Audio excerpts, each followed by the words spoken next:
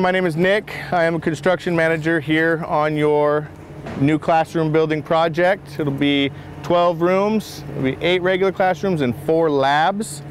What you see here behind me is a hydraulic crane. This particular crane is a 70-ton model, means it can lift up to 70 tons, which is 140,000 pounds. It is a hydraulic crane which operates with a 12.7 liter diesel engine that pushes about 365 horsepower. Runs on a 3-pump system.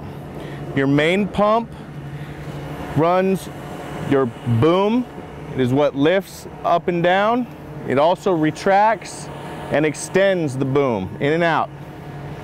Your second pump is called the pilot pump. That pump, these plates that you see at the back of the cab here are the counterweights. That pump either adds or takes away counterweights as needed, and those are so that your crane doesn't tip over when you get a big load on the end of it. The third pump in a system on a crane like this is your outrigger and cab pump, and what that does is it controls these legs that you see out on either side of the crane itself. It also controls the articulation of the crane swinging around in a circle motion.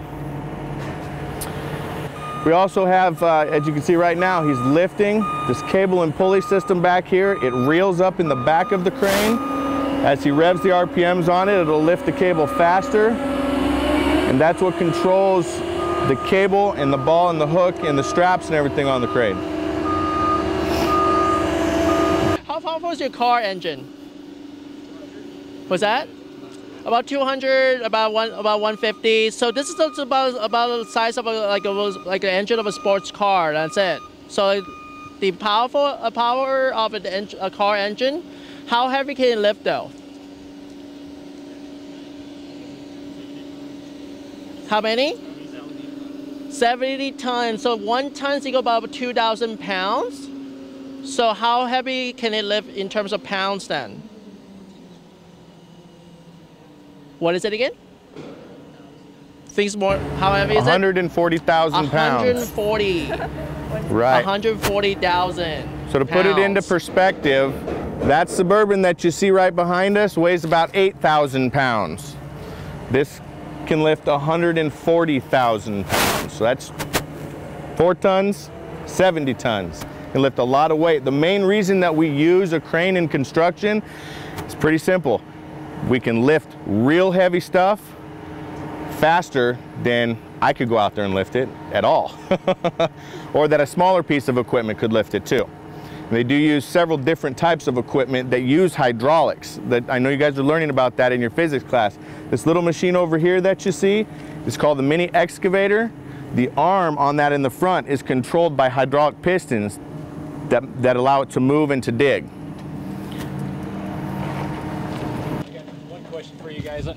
We actually hired the crane, and guess what the 2 questions they come out, the first questions they ask when you're hiring a crane, and they're trying to figure out what size to get, that type of thing. Anybody take a guess?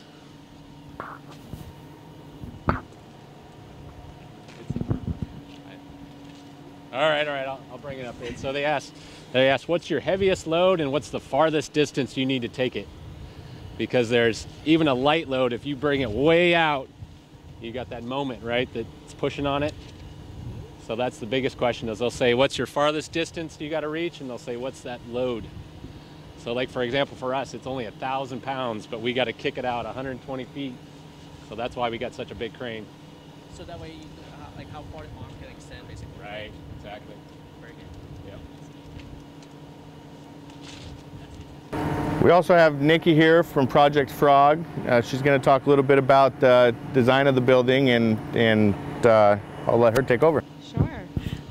Thanks, Nick. Yeah, as Nick said, I'm Nikki. I'm with Project Frog. So who we are the building component provider. So we are working with Dan at Rodan and the architect, SVA, who couldn't be here today, to deliver this building. Just to back up, I guess, to kind of the big picture of kind of why we're here and what we do. So typically, you know, with a school district like Fremont, when they want to deliver new classrooms, in the past, there was really 2 ways to do that. That you can build it. I'm sure all of you have walked by by many, many construction sites over the last, over your lifetime, that, you can build it traditionally, which is great because you can build whatever you want. But often when you're a school district and you only have a limited time to do that, that can be difficult, and that can often be expensive and take a long time. Or another way to do it is to deliver portables, which I think you guys have portables on this campus that you probably know well. And portables are, can be good because they're fast, they're easy. It's a really quick way to get new classrooms. And when you have new kids coming in, often, there's very few options. The problem with portables, as I'm sure you know, is that they can be dark and they're just not great learning environments to spend your days in. So what we at Project Frog did is really ask ourselves questions. Well, there has to, can't there be a better way to deliver great, well-lit, great indoor air quality, better learning environments, but still do it quickly, so we can, work with general contractors like Dan and work with districts like Fremont to deliver great classrooms quickly. So when you think of Project Frog, do you guys know IKEA? So you can think of Project Frog as kind of like the IKEA of buildings, hopefully without all the headaches that come with putting together an IKEA furniture. But so what we do is we take something really complicated like a building and break it down into components so it can be done quickly. So, in doing that, we look to a lot of other industries like the car industry and the airplane industry. And 737, for example, has 3,300,000 parts. Components. And does anyone have any ideas how long it takes to put an airplane together? Any guesses? Anything? Throw it out there. You think it takes 10 years? 10 months? What was that? How much? A few months. Anything? Anyone else have any guesses? Well, it takes 11 days to put an airplane together, and that's that's the safest vehicle in the world that flies in the air. And so, we asked ourselves, well, if Boeing can put an airplane together in 11 days, surely it can't be, so difficult. There has to be a better way to put buildings together. So what you're seeing here is essentially the building kit. So it's the IKEA for buildings. So we're a set of parts that we manufacture off-site and then deliver to Dan and his team, who puts them together and then brings out all the equipment you see here today to install it and put it together. And because we've done some of the work off-site for them, they're able to do it much quicker. So just to give you guys a sense of what your building's going to look like eventually. So this is just a rendering of a typical classroom. So what you're seeing now, you're seeing these beams come in right now.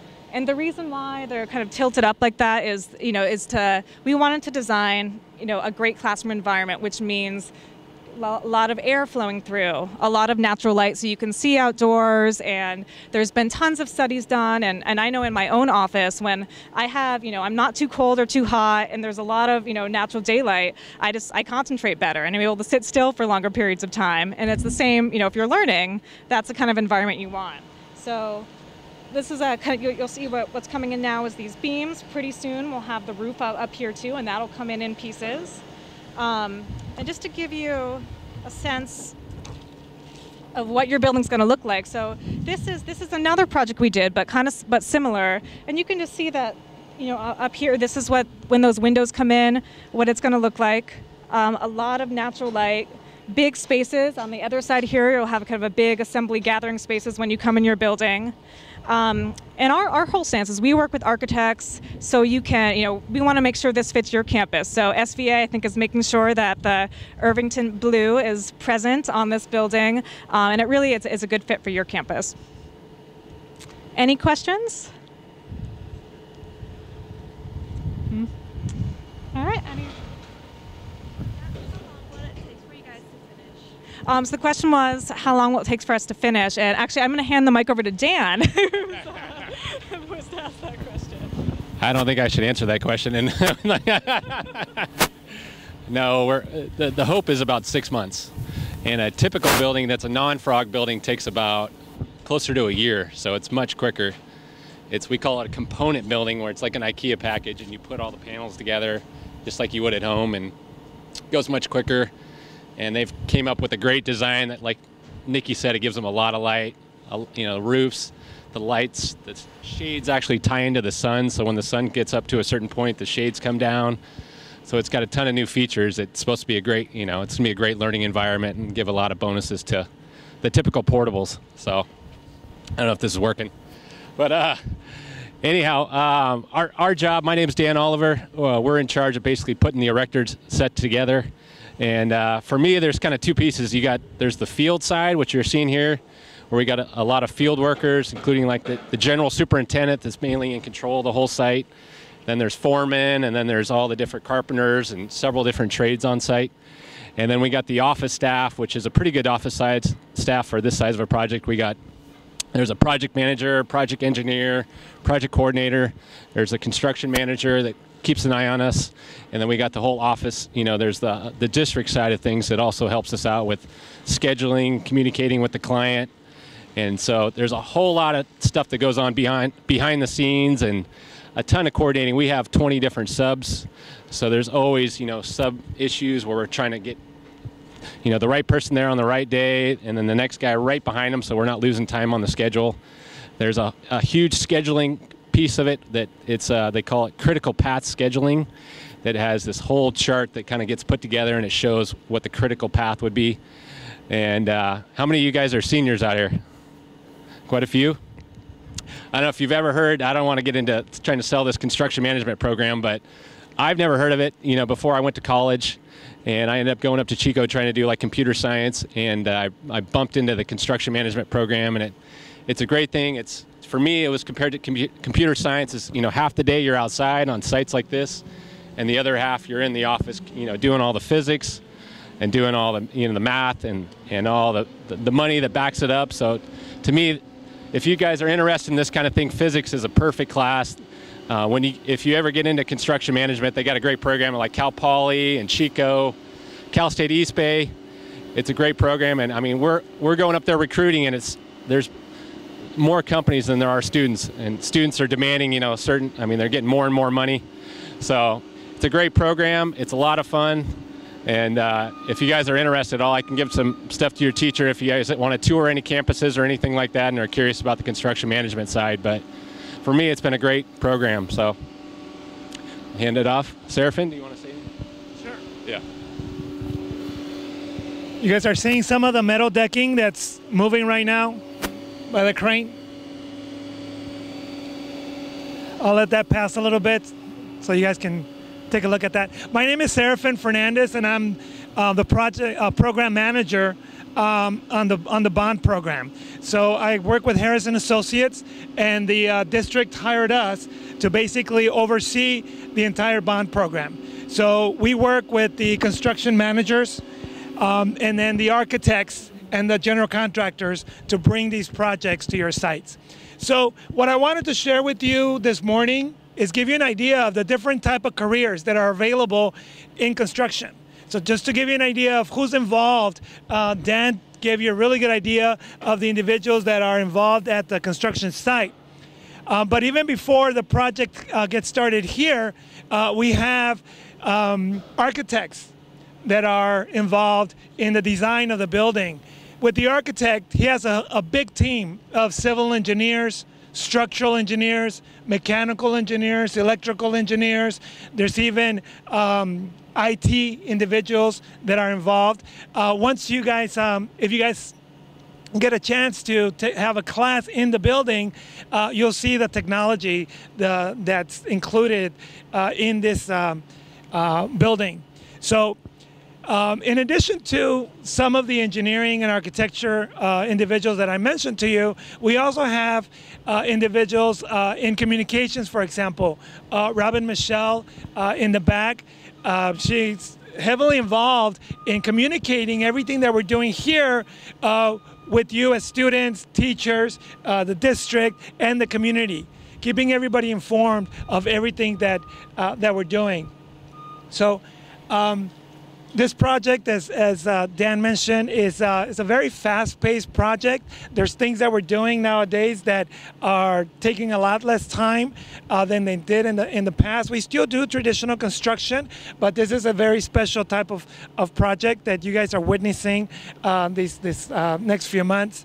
One of the biggest challenges that the team is going to be having coming soon is the rain.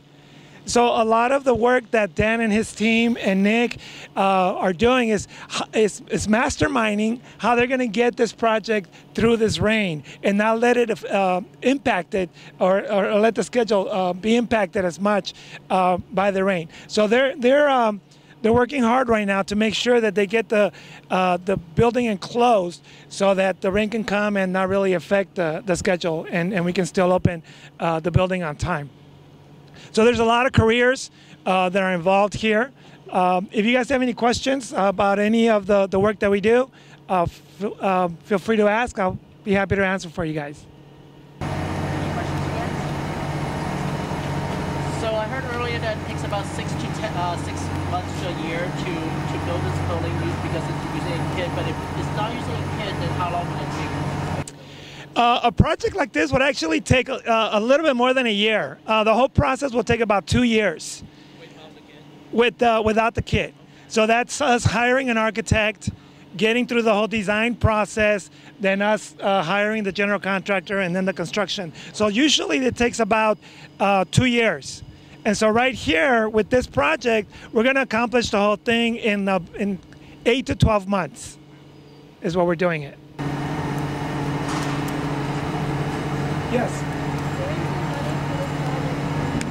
Where's the money for the project coming from? So this is being funded by the Measure E bond, which is a program that went on the ballot last June of 2014. It was approved by the voters of the city of Fremont.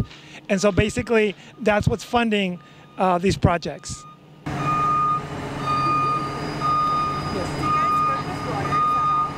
Do we work with lawyers? Yes. Lawyers work with everyone. So, so yes, there are lawyers and that actually concentrate on construction law. So there's a lot of things that we're doing. Everything that we're doing, there's always an agency or someone else that's keeping an eye to make sure that we're doing things by the book, both in design, in construction, and labor, for example. So there's labor law that's involved as well. So there's always attorneys that are involved in the entire process. We want to make sure that we're protecting the contractor, the district, every employee that's working, and so there's definitely attorneys that are involved. Yes.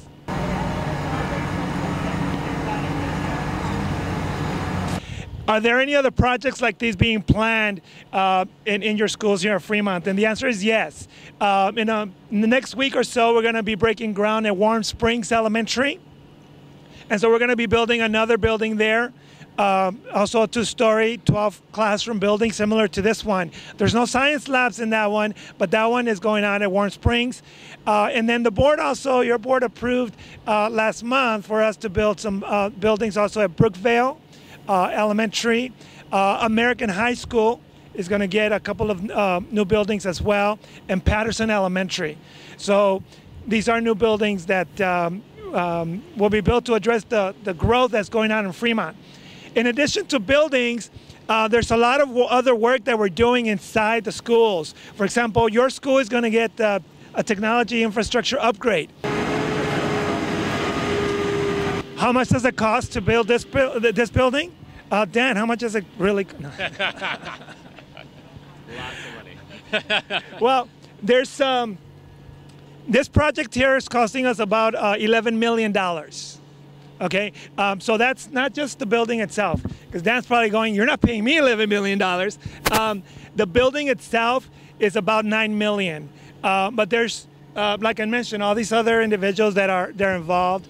There's work that we have to do to prepare the site, investigations that we have to do, test the soils, for example, the geology, understand the geology where the building is going to be built on. So there's money involved there. And then, of course, there's individuals at the district that are also working on the project.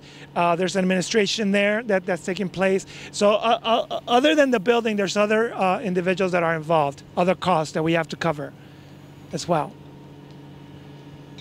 Any other questions? And are all the projects that you said that would be in American High School and Fruitvale, etc., are they all covered by Measure E? So the question is, are the other projects that I mentioned covered by Measure E? And the answer is yes. All of these are projects that are covered by the bond funds.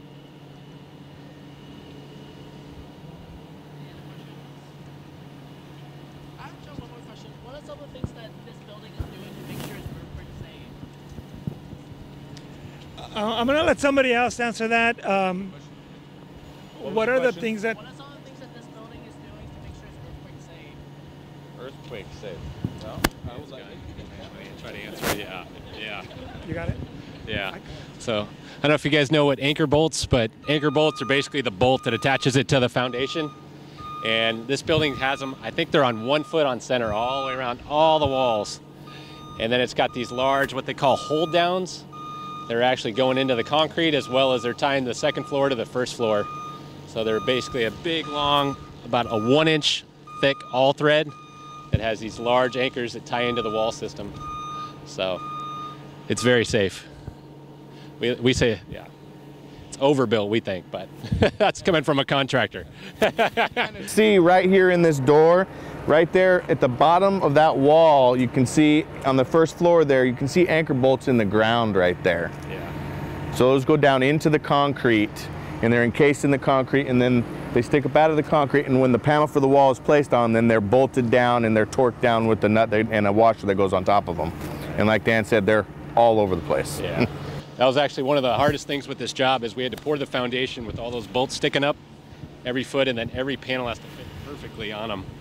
They only give you like, this much variance. So Nikki's team came out with a plan that was down to the, 1/8 of an inch, So I think there was about 14 concrete guys spending 2 weeks laying this thing out and setting all these what we call concrete templates that hold the bolts. So. Every school building in California has to be approved by the state architect, and I think they have some of the strictest requirements for buildings anywhere ever. So Dan was saying that this is overbuilt, and it's, when we've gone to other states with our buildings, they say, you're trying to sell us a tape, because in California, because of earthquakes, we make sure that those buildings aren't going to move. Right. Any other questions? Nope. Any other questions or comments, Mr. Fung? What's that? Anything else?